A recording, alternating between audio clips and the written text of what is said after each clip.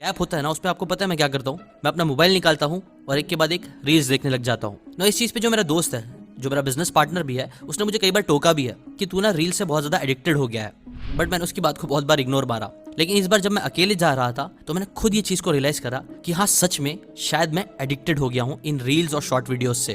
क्योंकि हाँ, उस दिन मैंने ये भी रियलाइज़ करा कि बात सिर्फ उस 2-3 मिनट की नहीं है।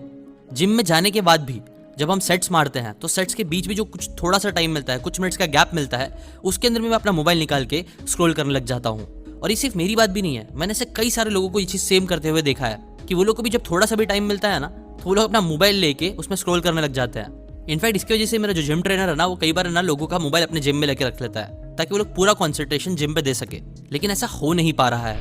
और बात सिर्फ यहाँ की ही नहीं है, आपने ये भी चीज़ नोटिस करी होगी कि आजकल है ना, हम लोग हैंग्री भी बहुत ज़्यादा हो रहा है। अगर हमें भूख लगती है और हमें जल्दी खाना नहीं मिलता है तो हमें गुस्सा आने लग जाता है। कई बार हम लोग जब रात में जल्दी सोने की कोशिश करते हैं तो हम लोग को जल्दी नींद नहीं आती है। अगेन हम लोग उस टाइम पे भी क्या करने लगते हैं, मोबाइल निकल के स्क्रॉल करते हैं और घंटों वेस्ट कर डालते हैं, जिसकी वजह से हम लोग कई बार जल्दी सुबह उठ भी नहीं पाते हैं, जो कई बार हम लोग सोचते हैं कि उठेंगे। और ऐसी कई सारी चीज़ें मैंने नोटिस करी है अपने और दूसरों में, जिसको स्पेसिफिकली गिन के बताऊँ तो 4 चीज़ें मैंने इंपॉर्टेंट नोटिस करी है। सबसे पहली चीज़, हमारा जो अटेंशन स्पैन है ना आजकल, वो हद से ज़्यादा कम होते जा रहा है। हमारे अंदर सब्र है ही नहीं कि हम लोग डीप वर्क कर पाए। कोई भी काम डीपली घंटों करने की बात तो दूर की है, हम लोग अगर टाइम पास के लिए कोई सीरीज देखना भी स्टार्ट करते हैं तो वो खत्म नहीं कर पाते हैं, बिकॉज हमें बोर होने लग जाता है। दूसरी चीज़, कई बार जब हम लोग वर्कआउट करने जाते हैं या फिर किसी से मिलने भी जाते हैं तो अगेन जो हमारा कनेक्शन है हमारे माइंड का हमारी बॉडी के साथ या फिर हमारा दूसरे इंसान के साथ, वो कई बार बहुत ज़्यादा वीक रहता है। क्यों? क्योंकि अगेन हम लोग डिस्ट्रैक्टेड रहते हैं अपने मोबाइल फ़ोन से, जिसकी वजह से ना हमारी प्रॉपर्ली मसल्स बन पाते हैं कई बार, ना अच्छे रिलेशनशिप्स। तीसरी चीज़, हमें आजकल रात में जल्दी अच्छे से नींद नहीं आ पाती है। और चौथी चीज़, हम लोग बहुत ज़्यादा एडिक्टेड होते जा रहे हैं जंक फूड खाने के लिए ना। अभी चारों प्रॉब्लम्स के पीछे के सोर्सेज अलग अलग हो सकते हैं, लेकिन इन सारी प्रॉब्लम्स के पीछे ना एक रीज़न ज़रूर है, कॉमन रीज़न। क्या है वो रीज़न? वेल, वो रीज़न है dopamine. Dopamine feel good hormone जिसे बोलते हैं, ये बहुत बड़ा रोल प्ले करता है। अब ये क्या होता है, क्यों ये हमारी लाइफ में इतनी प्रॉब्लम्स क्रिएट कर रहा है आजकल, कैसे हम इससे डील कर सकते हैं, कैसे हम इस एडिक्शन से बाहर निकल सकते हैं, वो भी शॉर्ट टर्म के लिए नहीं बल्कि लॉन्ग टर्म के लिए, ये सारी बातें आज के इस वीडियो में मैं आपको बताने वाला हूँ, एक बुक की हेल्प लेके, जिसका नाम है डोपामिन डिटॉक्स बाय थीबा मोरिस। बहुत ही इंटरेस्टिंग बुक है, बहुत सारी काम की बातें आपको सीखने मिलने वाली है। तो चलो स्टार्ट करते हैं बुक के पहले लेसन से।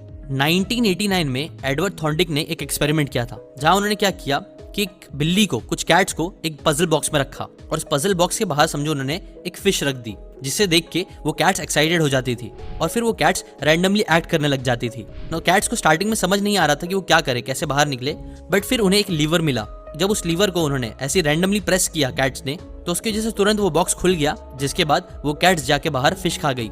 मतलब उन्हें काइंड ऑफ रिवॉर्ड मिला, एक डोपामिन हिट मिला। जिसके बाद फिर अगेन जब वो एक्सपेरिमेंट करा गया तो कैट्स को ऑलरेडी समझ में आ गया था कि हाँ, ये लीवर को अगर मैं प्रेस करूंगी तो मुझे मच्छी मिलेगी। इसीलिए उनकी एक ऐसी हैबिट डेवलप होना स्टार्ट हो गई कि वो लोग बार बार वो चीज को करने लग गए। नो, इसी एक्सपेरिमेंट से इंस्पायर्ड होकर साइकोलॉजिस्ट बर्रा फ्रेडरिक स्किनर, जिन्हें BF स्किनर भी बोला जाता है, उन्होंने भी कुछ एक्सपेरिमेंट्स करे। 3 स्पेसिफिक अलग अलग एक्सपेरिमेंट बताता हूँ, जिससे 3 अलग अलग फाइंडिंग उन्हें मिली। पहले एक्सपेरिमेंट में उन्होंने क्या किया कि उन्होंने एक भूखे रैट को एक केज में डाल दिया, जिसके बाद ऑब्वियसली वो रैट भूखा था तो यहाँ वहाँ घूम रहा था खाने के लिए, उसे खाना नहीं मिल रहा था, बट उसे मिला तो एक लीवर। जब उस लीवर को उस रैट ने रैंडमली प्रेस किया तो ऑटोमेटिकली उस केज के अंदर उसे खाना गिर के मिलने लग गया, जिसके वजह से उसे ये चीज़ सीखने मिली जो था बेसिकली पॉजिटिव रीइंफोर्समेंट। मतलब जब भी मैं ये बिहेवियर करूंगा, लीवर खींचूंगा, तो मुझे एक रिवॉर्ड मिलेगा, मुझे एक खाना मिलेगा।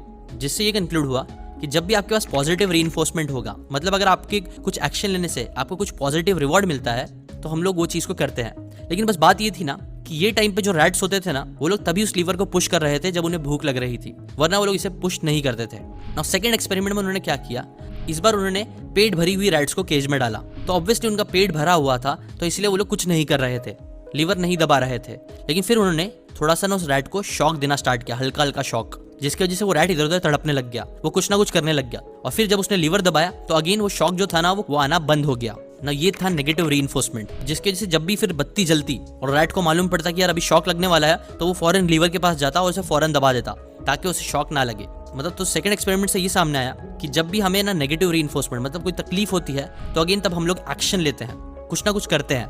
ये चीज़ भी सही है। थर्ड एक्सपेरिमेंट सबसे इंटरेस्टिंग था।